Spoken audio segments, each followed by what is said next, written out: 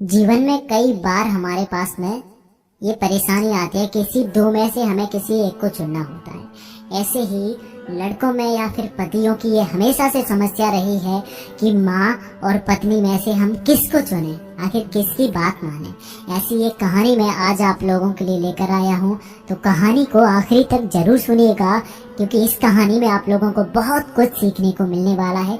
इसलिए कहानी को पूरा सुनिएगा और कहानी अच्छी लगे तो और भी लोगों तक शेयर जरूर करिएगा।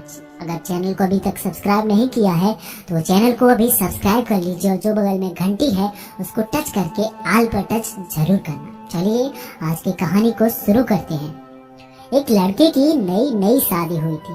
उनका अपनी पत्नी के साथ बहुत अच्छा संबंध था और वह एक दूसरे से बहुत प्यार करते थे। ऐसे ही चलता रहा और 3 महीने कब बीत गए पता ही नहीं चला।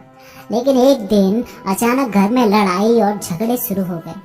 पत्नी बार बार माँ पर इल्जाम लगाए जा रही थी और पति बार बार उसको अपनी हद में रहने के लिए कह रहा था, लेकिन पत्नी चुप होने का नाम ही नहीं ले रही थी।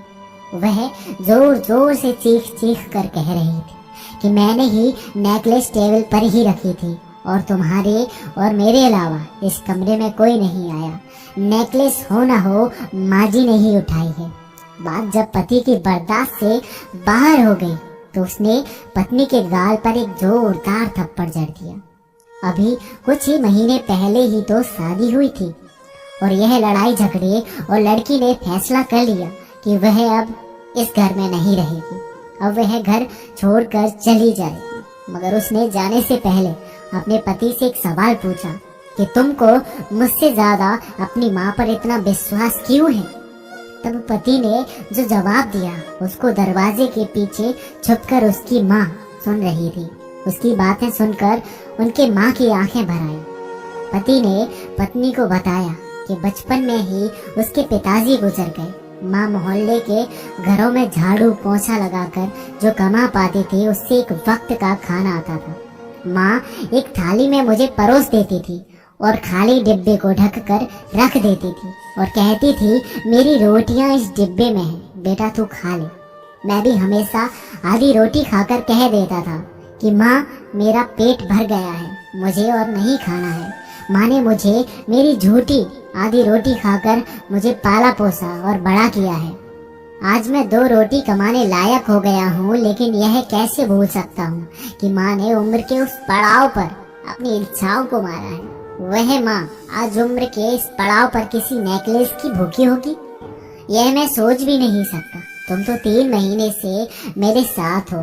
मैंने तो माँ की तपस्या को पिछले 25 बरसों से देखा है। यह सुनकर माँ की आंखों से आंसू छलक उठे। वह समझ नहीं पा रही थी कि बेटा उसकी आधी रोटी का कर्ज चुका रहा है या वह बेटे की आधी रोटी का कर्ज। जब गुस्सा थोड़ा शांत हुआ तो नेकलेस खोजने पर वही टेबल के नीचे पेपर में दबा हुआ मिला। लड़की अभी भी गुस्से में ही थी और जाने को निकल रही थी।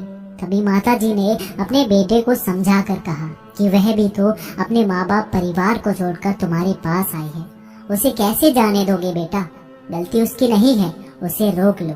लड़का अपनी पत्नी को रोकता है और उसकी पत्नी अपनी मम्मी जी यानी सास से माफी मांगती है और फिर सब कुछ ठीक हो जाता है। दोस्तों, कभी किसी पर इल्जाम लगाने से पहले 100 बार उसके बारे में सोचना जरूर चाहिए, तभी किसी पर इल्जाम लगाना चाहिए, क्योंकि एक गलतफहमी के कारण पूरा परिवार बिगड़ जाता है। माँ के लिए बेटा अजीज होता है और बेटे के लिए माँ और पत्नी इन सभी रिश्तों को जोड़ कर रखती है। इसलिए अपने पारिवारिक रिश्तों को संभाल कर और बचा कर रखिए, किसी की नजर न लगे और इन सभी रिश्तों को तोड़ने के लिए नहीं, जोड़ने के लिए कार्य करें। दोस्तों, अगर आप लोगों को ये छोटा सा विचार और कहानी अच्छा लगा हो तो इस वीडियो को लाइक करें और आगे शेयर जरूर करें। धन्यवाद।